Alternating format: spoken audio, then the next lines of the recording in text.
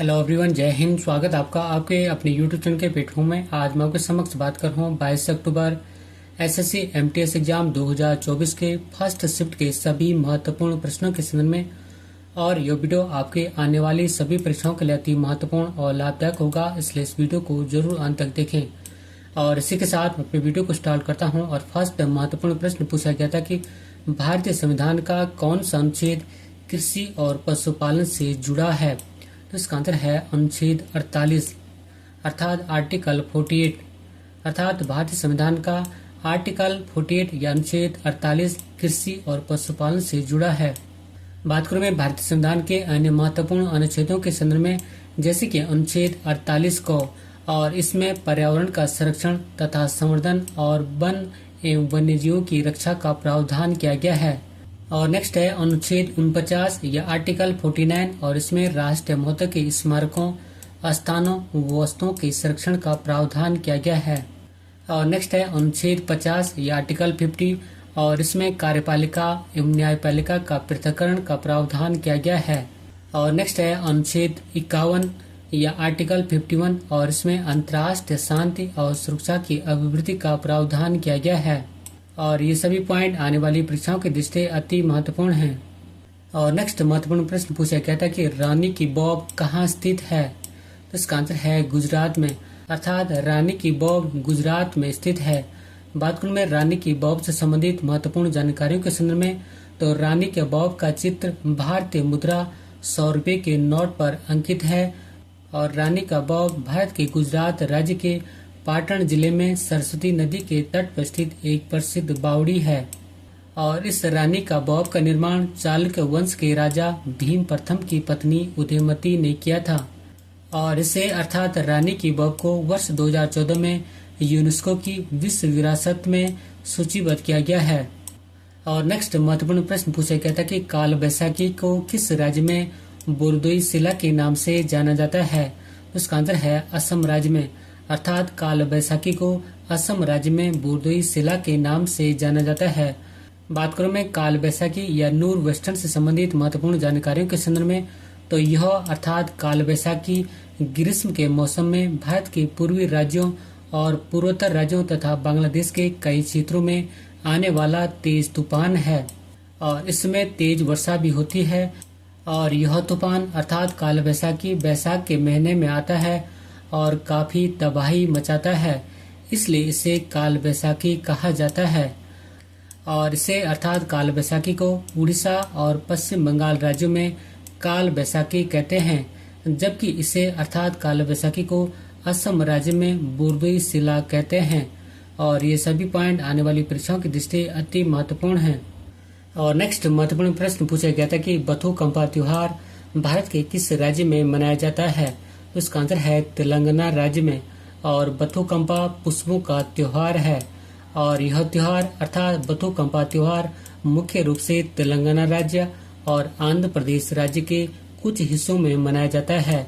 और दुर्गा नवरात्रि के दौरान 9 दिनों तक बथुकम्पा त्योहार मनाया जाता है।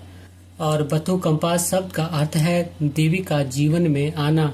और नेक्स्ट महत्वपूर्ण प्रश्न पूछा गया था कि अलारमेल वली किस शास्त्रीय नृत्य से संबंधित है। तो इसका आंसर है भरतनाट्यम से। और अलारमेल वली एक प्रमुख भारतीय शास्त्रीय नृत्यांगना और कोरियोग्राफर है। और ये भारतीय शास्त्रीय नृत्य के रूप में भरतनाट्यम में पंडारलूर शैली में अग्रणी प्रतिपादक है। और उन्होंने अर्थात अलारमेल वली ने वर्ष 1984 में चेन्नई में दीपशिखा डांस फाउंडेशन की स्थापना की। और यहाँ वह भरतनाट्यम सिखाती हैं। और अलारमेल वली को वर्ष 1991 में पद्मश्री सम्मान मिला था।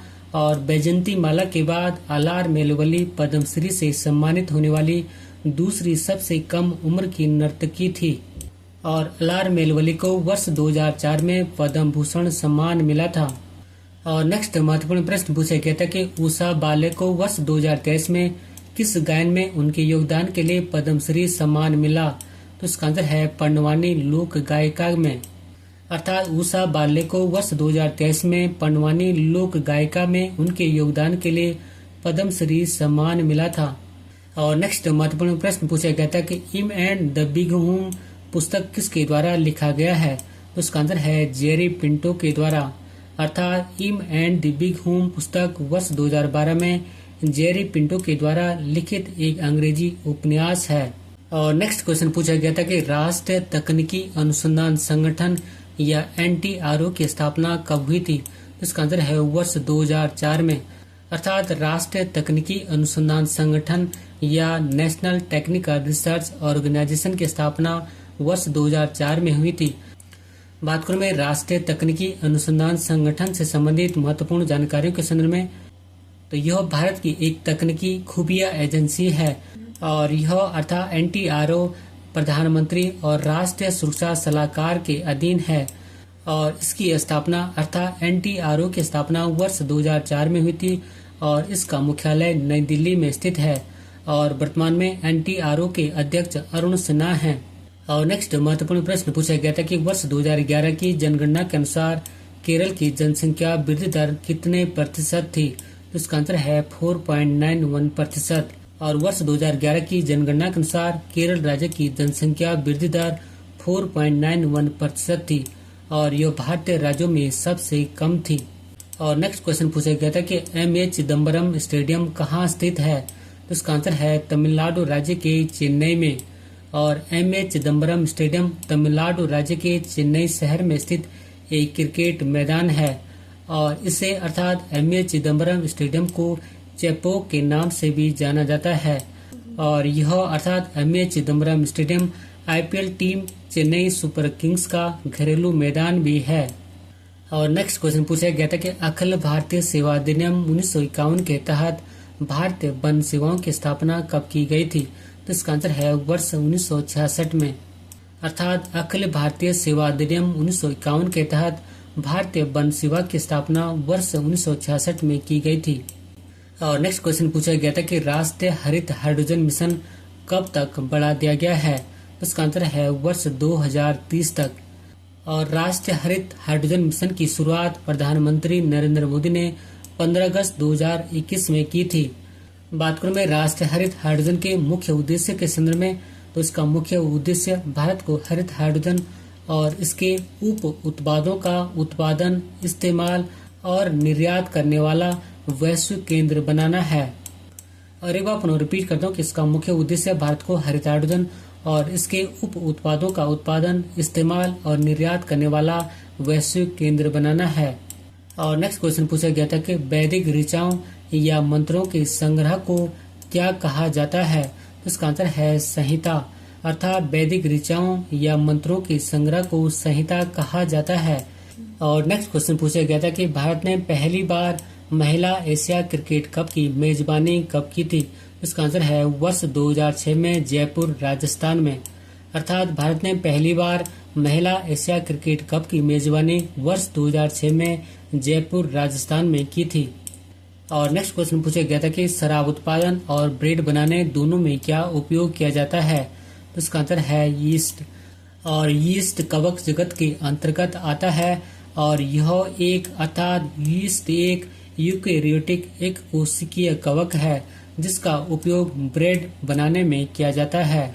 और नेक्स्ट क्वेश्चन पूछा गया था कि वर्ष 2011 की जनगणना के अनुसार भारत की दशकीय वृद्धि दर लगभग कितनी है? तो इसका आंसर है 17.7%, अर्थात वर्ष 2011 के जनगणना के अनुसार भारत की दशकीय वृद्धि दर लगभग 17.7% है।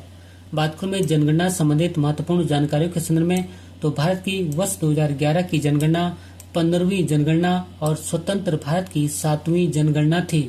और भारत में जनगणना की शुरुआत वर्ष 1872 में लॉर्ड मेयो के कार्यकाल में हुई थी, जबकि भारत में नियमित जनगणना की शुरुआत वर्ष 1881 में लॉर्ड रिपन के कार्यकाल में हुई थी। और ये सभी पॉइंट आने वाली परीक्षाओं की दृष्टि से अति महत्वपूर्ण हैं। और यदि आपको मेरा वीडियो का कंटेंट पसंद आए तो वीडियो को लाइक, शेयर और सब्सक्राइब भी करना। और नेक्स्ट महत्वपूर्ण प्रश्न पूछा गया था कि भारतीय उप महाद्वीप का पहला उद्यान मकबरा कौन सा है? उसका आंसर है हुमायूं का मकबरा। बात करें हुमायूं के मकबरे से संबंधित महत्वपूर्ण जानकारियों के संदर्भ में, तो भारतीय उप महाद्वीप का पहला उद्यान मकबरा हुमायूं का मकबरा है और इसे हुमायूं की पहली पत्नी और मुख्य संगनी महारानी बेगा बेगम, जिन्हें की हाजी बेगम भी कहा जाता है, के आदेश पर मिराग मिर्जा गियाथ के द्वारा बनाया गया था और हुमायूं के मकबरे का निर्माण वर्ष 1565 में शुरू हुआ था और वर्ष 1572 में बनकर पूरा हुआ था। और नेक्स्ट क्वेश्चन पूछा गया था कि अंडे का रंग सफेद किस कारण से होता है। तो इसका आंसर है अंडे के सफेद भाग में मौजूद प्रोटीन और पानी के कारण। अर्थात अंडे का सफेद रंग अंडे के सफेद भाग में मौजूद प्रोटीन और पानी के कारण होता है। और अंडे के सफेद भाग को एल्बुमेन कहते हैं और अंडे के छिलके के अंदर जर्दी के चारों ओर मौजूद पारदर्शी जिलेटिनस पदार्थ होता है और इसमें मुख्य रूप से पानी और प्रोटीन, खास तौर पर एल्बुमिन होता है। और नेक्स्ट महत्वपूर्ण प्रश्न पूछा गया था कि भारत के प्रधानमंत्री के पास किस प्रकार की शक्ति होती है। तो इसका आंसर है प्रधानमंत्री सरकार की कार्यकारी शाखा का प्रमुख होता है। बात करूं मैं प्रधानमंत्री संबंधित महत्वपूर्ण जानकारियों के संबंध में, तो भारतीय संविधान के अनुच्छेद 75 के तहत प्रधानमंत्री की नियुक्ति राष्ट्रपति करेंगे और प्रधानमंत्री लोकसभा का नेता होता है और प्रधानमंत्री मंत्रिपरिषद का प्रमुख होता है। और इसी पॉइंट के साथ मैं अपनी वीडियो को समाप्त करता हूँ। यदि आपको मेरा वीडियो का कंटेंट पसंद आए तो वीडियो को लाइक, शेयर और सब्सक्राइब भी करना। मिलते हैं जल्दी नेक्स्ट वीडियो में, तब तक के लिए धन्यवाद।